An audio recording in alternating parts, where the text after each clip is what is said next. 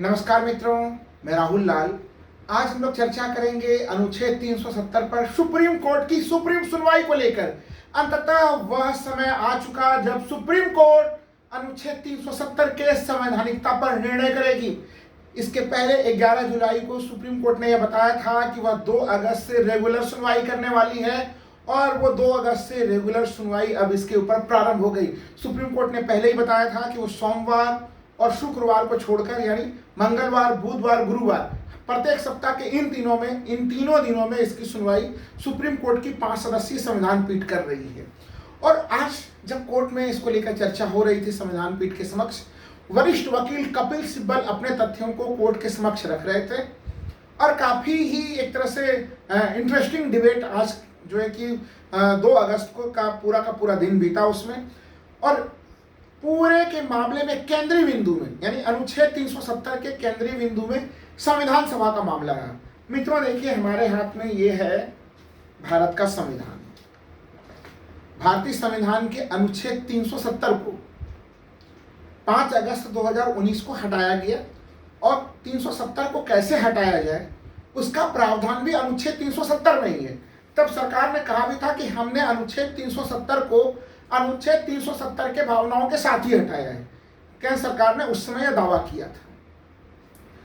तो अब आज उसी के ऊपर डिबेट की पूरा डिबेट वहीं पे केंद्रित रहा। लेकिन इसके पहले जो सबसे महत्वपूर्ण चीज मैं कहना चाहूंगा, 11 जुलाई को जब ये सुनवाई शुरू हो रही थी, 10 जुलाई को अचानक से केंद्र सरकार ने एक हलफनामा दाखिल किया था। अब उस हलफनामे ने उस समय काफी ज्यादा सुर्खियां बटोरी थी।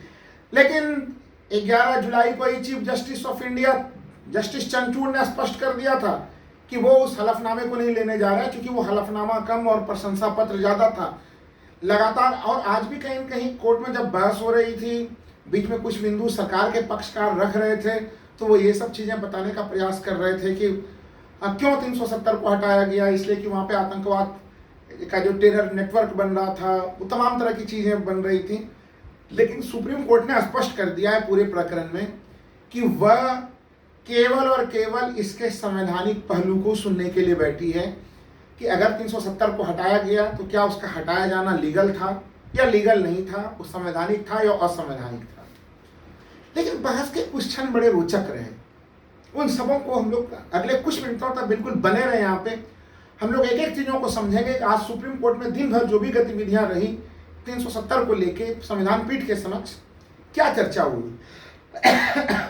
चर्चा का जो प्रथम बिंदु रहा, कपिल सिब्बल ने बताया, कपिल सिब्बल ने रखा पक्ष की अनुच्छेद 370 के जो अनुच्छेद है उसका तीसरा हिस्सा यानी अनुच्छेद 370(3), उसमें यह वर्णन किया गया है कि अनुच्छेद 370 में कोई भी संशोधन होगा उसके लिए संविधान सभा विशेष यानी कि जो जम्मू कश्मीर की संविधान सभा है उससे अनुमति अनिवार्य होगी।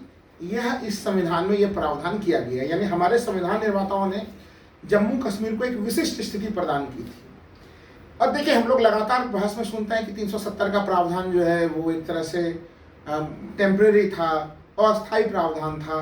तो ऐसे स्थिति में उसे कभी न कभी हटना था, एक तर्क दिया जा रहा था। लेकिन इसके जो बदले में एक तर्क कपिल सिब्बल रख रहे थे, बड़ा महत्वपूर्ण तर्क था वो, कि 370 को जब भारतीय संविधान निर्माताओं ने बनाया था तब जरूर यह अस्थायी स्वरूप में था, लेकिन जब जम्मू कश्मीर की संविधान सभा समाप्त हो गई तो फिर इसका स्वरूप अस्थायी नहीं रहा, यह अस्थायी आ गया। और इसी को लेके पूरा डिबेट था। हमने आपको मेरे पिछले वीडियो में भी जब 11 जुलाई का सुप्रीम कोर्ट ने इसके ऊपर सुनवाई के बारे में कहा था कि काफी सुनवाई होगी, तब भी मैंने बताया था कि पूरा मामला 370 का जो टिका हुआ है वो कहाँ पे टिका हुआ है, उससे वो काफी एक कानूनी मसला है, उससे समझना बहुत आवश्यक है, जटिल है। लेकिन हम लोग, मैं समझाऊंगा और आप बिना समझे हुए आप हटेंगे नहीं। आप समझना क्या है इसमें। देखिए, प्रावधान ये था, हम लोग जानते हैं कि एक संविधान सभा तो भारत का रहा, जो हम भारतीय संविधान का निर्माण हुआ, उसी तरह से जम्मू कश्मीर का अब उसकी अलग से जो है कि पूरी संविधान बनी और उसके लिए एक अलग संविधान सभा थी। तो हमारे संविधान निर्माताओं ने अधिकार दिया कि 370 में अगर इसको हटाया जाएगा तो यह हटाने का काम जम्मू कश्मीर के संविधान सभा की सिफारिश से की जाएगी। लेकिन जैसा कि मैंने अपने पिछले वीडियो में आप लोगों को बताया था, जो आप लोग देखेंगे, मैं डिस्क्रिप्शन में उसका लिंक भी डाल दूंगा, वहाँ पे एक ऐसी स्थिति बनी जम्मू कश्मीर में कि संविधान सभा तो थी नहीं। सरकार ने क्या किया कि सरकार को लगा कि संविधान सभा तो खत्म हो चुकी है पहले ही, तो वैसे स्थिति में सरकार ने संविधान सभा के बराबर विधानसभा को मान लिया और विधानसभा को भी भंग कर दिया गया। और वैसे स्थिति में जो संविधान ने कहा संविधान सभा से आप राय लीजिएगा, पूछ के कीजिएगा, सरकार ने उसके बदले में वहाँ पे क्योंकि राज्यपाल शासन लगा था, केवल वहाँ के राज्यपाल से अनुमति ले ली। अब देखिए इसमें जो पूरा डिबेट होगा, जो पूरा बहस होगी संवैधानिक, वो इसी मुद्दे पे चुनी हुई होगी कि क्या संविधान सभा का मतलब विधानसभा हो सकता है और क्या विधानसभा का मतलब राज्यपाल हो सकता है। यही सबसे बड़ी तकनीकी मामला है इस पूरे प्रकरण में। आज कपिल सिब्बल ने जो कहा, कपिल सिब्बल ने स्पष्ट तौर पे कहा कि संविधान सभा समाप्त हो गई है। क्योंकि देखिए वहाँ जो संविधान सभा थी वो 1951 से लेके 1957 तक थी। 57 में 1957 में वो संविधान सभा भंग हो गई। तो जब संविधान सभा भंग हो गई तो जो 370 का वो अनुच्छेद है, जो उसका वो संविधान वो कह रहा है कि आपको संविधान सभा की अनुमति लेकर ही आप इसे हटा सकते हैं जम्मू कश्मीर के संविधान को लेके। अब संविधान सभा नहीं है तो फिर कौन इसकी अनुमति देगा। इसलिए कपिल सिब्बल पूरे दिन ये तर्क रखते हुए रहे कि यह संक्रमणकालीन था, यह अस्थायी था, लेकिन 1957 तक, 1957 में जब एक बार संविधान सभा समाप्त हो गई, भंग हो गई, तो यह संक्रमणकालीन नहीं रहा। इसका पूरा का पूरा नेचर एक तरह से वह अस्थायित्व का नेचर आ गया। और उन्होंने इतिहास के उन पन्नों को भी बड़े विस्तार से सुप्रीम कोर्ट में रखा कपिल सिब्बल ने कि 1947 में किस तरह से जो विलय हुआ था जम्मू कश्मीर का भारत में, वो विलय की परिस्थितियां बिल्कुल एक अलग सी परिस्थिति थी। जम्मू कश्मीर को एक विशेष वादे के साथ भारत में लाया गया था, तो वो विलय पत्र के शर्तों में कोई परिवर्तन नहीं किया गया था और उसका पूरा सम्मान संविधान निर्माताओं ने किया। ऐसे स्थिति में जो जम्मू कश्मीर के संविधान सभा की विशिष्ट शक्ति थी, उस संविधान सभा की शक्ति के समतुल्य हमारी संसद कैसे निर्णय ले सकती है। संसद को निर्णय लेने से पहले तो उन्हें वहां से पूछना चाहिए था।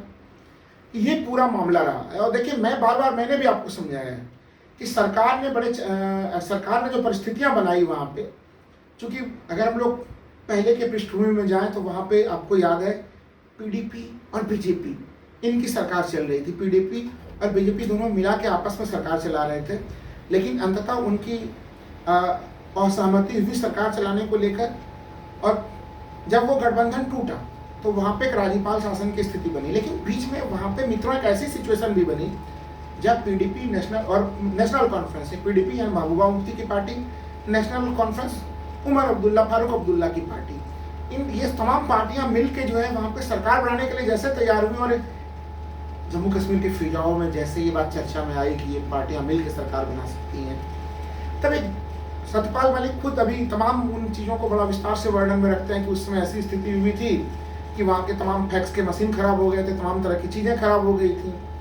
तो ये लोग मिलकर सरकार बनाना चाह रहे थे। सरकार को पता चला कि मिलकर सरकार बनाने वाले हैं।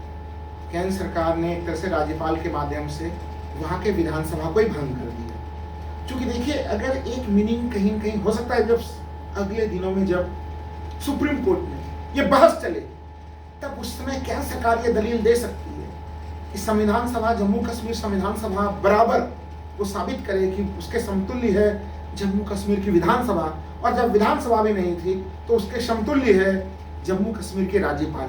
क्योंकि इस लाइन को उन्हें प्रूफ करना पड़ेगा सत्ता पक्ष को, तभी वो 370 को वैधानिक मान सकते हैं, उसको वैधानिक बना सकते हैं। इसलिए जो कुछ इंटरेस्टिंग जो बातचीत हुई, थोड़ा मैं संक्षेप में सुनाना चाहूँगा आप लोगों को कि वहाँ पे राज्यपाल सीजेआई ने, जस्टिस चंचूड़ ने पूछा कपिल सिब्बल से कि कपिल सिब्बल जी, एक तरह से जो संविधान सभा होती है, संविधान सभा कभी भी अस्थायी तो नहीं हो सकती। संविधान सभा संविधान का निर्माण करेगी और निर्माण करने के बाद वो समाप्त हो जाएगी। दुनिया भर में एक तरह से यही प्रावधान है। संविधान सभा का क्या काम होता है मित्रों?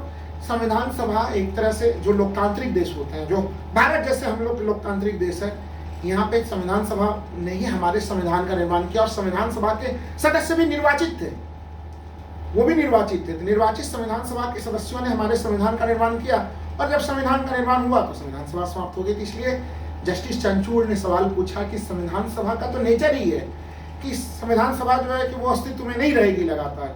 ऐसे स्थिति में अब जब संविधान सभा अस्तित्व में नहीं है तो क्या अनुच्छेद 370 को का जो उसमें जो भावना लिखी हुई कि संविधान सभा से अनुमति है, आज के संदर्भ में भी क्या उसका अर्थ वही होगा? कपिल सिब्बल ने स्पष्ट तौर पे कहा कि हाँ, हमें संविधान निर्माताओं की जो संविधान की खूबसूरती है उसको उसी अर्थों में हमें लेना पड़ेगा। कपिल सिब्बल ने स्पष्ट कर दिया, हम संविधान सभा का मतलब जम्मू कश्मीर की विधानसभा भी हम घोषित नहीं कर सकते, उसके लिए भी वो प्रावधान भी गलत हो जाएंगे।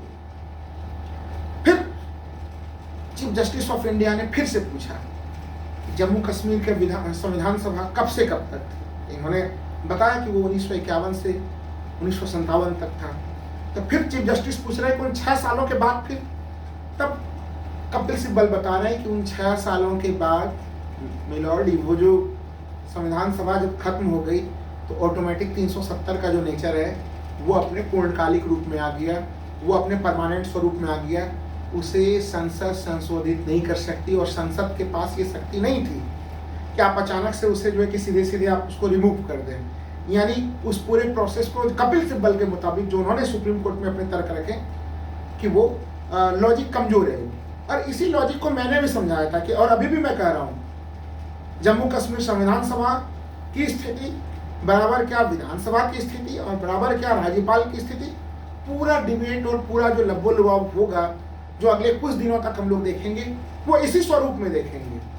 तो उन्होंने पूछा कि 6 साल बाद जब खत्म हो गई अब वो है ही नहीं, और अगर नीति निर्माताओं को संसद को ये जरूरत लगे कि हमें 370 की अब जरूरत नहीं है और संविधान संशोधन करने की स्थिति बने, तो फिर संसद संविधान संशोधन कैसे कर सकती है? कपिल सिब्बल ने जस्टिस चंद्रचूड़ के सवाल के बारे में भी कहा कि नहीं कर सकती, 370 को रिमूव करने की शक्तियां संसद में नहीं, और वैसी तो बिल्कुल भी नहीं है। 5 अगस्त 2019 को किसी को भी पता नहीं था बकौल कपिल सिब्बल कि जम्मू कश्मीर में इतना बड़ा कुछ होने जा रहा है और अचानक से ले आया गया। यानी वहाँ के किसी भी हित समूह से उसमें कोई परामर्श नहीं किया गया। यह 370 के मूल भावना के विरुद्ध था। जो विलय पत्र था जम्मू कश्मीर का महाराजा हरि सिंह के साथ, उसके भी मूल भावना के साथ था। और एक चीज़ों को बड़े विस्तार से समझाया उन्होंने। शुरुआत के समय में अगर हम लोग देखें जो आज की बहस हुई कि 370 अपने मूल रूप में आज उस रूप में कठोर नहीं था। अगर हम लोग 5 अगस्त 2019 के तक हम लोग देखें कि जब संविधान निर्माताओं ने उसमें बनाया 370 को लाए थे तो उस समय तमाम शक्तियां, हम लोग जानते हैं कि वहाँ पे जो जम्मू कश्मीर के अगर पुराने संविधान को हम लोग देखें, वहाँ पे राज्यपाल को पहले राष्ट्रपति कहा जाता था और वहाँ के मुख्यमंत्री को प्रधानमंत्री कहा जाता था, लेकिन इन तमाम संबोधनों को बहुत पहले ही बदल दिया गया था। तो वहाँ की जनता के सहमति से बहुत सारी ऐसी शक्तियाँ जो कि राज्य सरकार में थी, वो शक्तियाँ राज्य सरकार से ले लेके केंद्र सरकार को दे दिया गया था। तो एक तरह से जम्मू कश्मीर 370 एक भावनाओं का बिंदु था, लेकिन 370 के साथ ये स्थिति नहीं आ रही थी कि 370 के कारण से जम्मू कश्मीर भारत का भी हिस्सा नहीं बन पा रहा था। कपिल सिब्बल ने बहुत डंके की चोट पे कहा, जो काफी तार्किक भी लग रहा है, कि 5 अगस्त 2019 के पहले भी जम्मू कश्मीर भारत का अभिन्न अंग था और 5 अगस्त 2019 के बाद भी जम्मू कश्मीर भारत का अभिन्न अंग है। तो उससे उसके अभिन्न अंग या भारत के विशिष्ट हिस्सा बने रहने पर कोई रोक टोक की स्थिति नहीं बनी है, जो एक परसेप्शन बनाने का प्रयास किया जा रहा है। तो ये सब थे कुछ महत्वपूर्ण रोचक मुद्दे, लेकिन फिर से अंततः सवाल उसी जगह पे गया कि संविधान सभा नहीं तो क्या, संशोधन नहीं, संसद की शक्तियां क्या रहेंगी। आने वाले दिनों पे भी मुद्दा इन्हीं जगहों पे केंद्रित रहेगा, संविधान सभा, विधानसभा और राज्यपाल। इसलिए जम्मू कश्मीर से संबंधित जो सुप्रीम कोर्ट में तमाम जो विश्लेषण होंगे उसके सार तत्वों के साथ मैं लगातार आप लोगों के साथ उपस्थित रहूंगा। इसलिए आप लोग कृपया देखना ना भूलें कि सुप्रीम कोर्ट में जो 5 सदस्यीय संविधान पीठ सुनवाई कर रही है उसके क्या क्या बड़े बड़े मेन अपडेट्स हैं और क्या उसकी संवैधानिक व्याख्याएं। धन्यवाद मित्रों।